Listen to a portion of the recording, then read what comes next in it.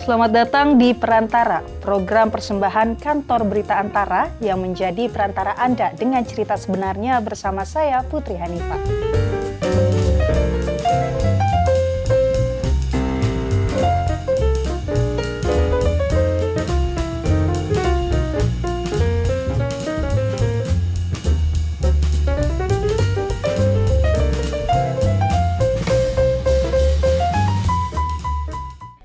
Pemirsa, baru-baru ini Menteri Keuangan Yudi Purbaya Sadewa mengeluarkan pernyataan tentang rencana pelarangan dan penindakan tegas impor baju bekas atau yang dikenal thrifting. Pelarangan tersebut akan dituangkan melalui peraturan baru guna mendukung peraturan Kementerian Perdagangan yang sudah lebih dulu dibuat. Padahal dari peraturan sebelumnya, pelaku bisa didenda hingga 5 miliar rupiah dan penjara maksimal 5 tahun. Tapi kenapa pemerintah sampai harus kembali menegaskan larangan thrifting ya pemirsa? Apa sih thrifting? Thrifting adalah kegiatan belanja barang-barang bekas seperti pakaian, barang pecah belah hingga furniture dengan tujuan mendapatkan harga yang lebih murah. Sebenarnya kegiatan thrifting atau belanja barang bekas hasil impor ini sudah ada sejak lama. Tapi kegiatan ini dilarang pemerintah karena terbukti berdampak buruk bagi ekonomi, lingkungan, dan kesehatan. Pelarangan ini sudah ada sejak era pemerintahan Presiden Joko Widodo, tepatnya diatur melalui Undang-Undang Nomor 7 Tahun 2014 tentang perdagangan. Dalam pasal tersebut menyebutkan bahwa setiap importir wajib mengimpor barang dalam keadaan yang baru.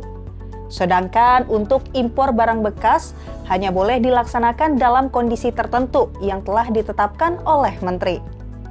Secara spesifik untuk pelarangan impor pakaian bekas juga termaktub dalam Peraturan Menteri Perdagangan Nomor 40 Tahun 2022.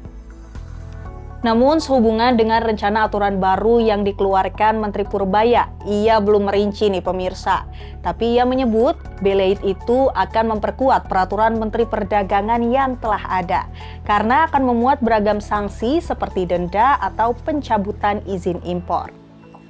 Rencana tersebut juga didukung kementerian lain pemirsa.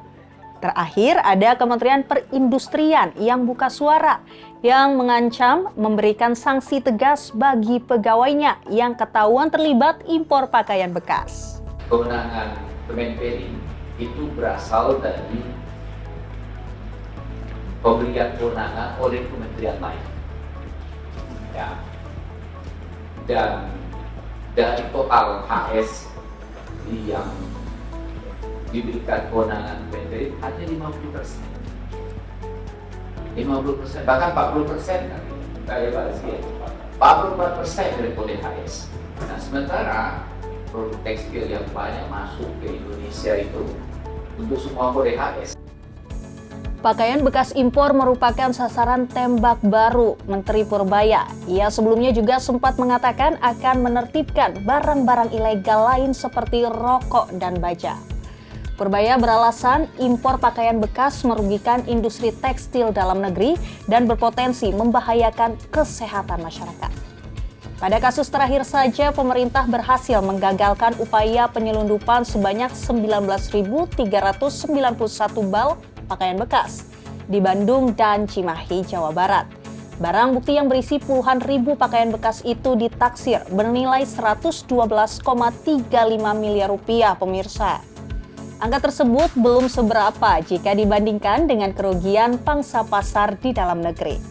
Kementerian Perdagangan menilai impor pakaian bekas ini memangkas sekitar 12 hingga 15% pasar lokal, serta menyebabkan kerugian negara sekitar 4,2 miliar per tahun. Pakaian bekas yang mayoritas asalnya dari Korea Selatan dan Jepang memang menggoda ya pemirsa, apalagi tren fashion sekarang juga berkiblat ke negara-negara Asia Timur itu.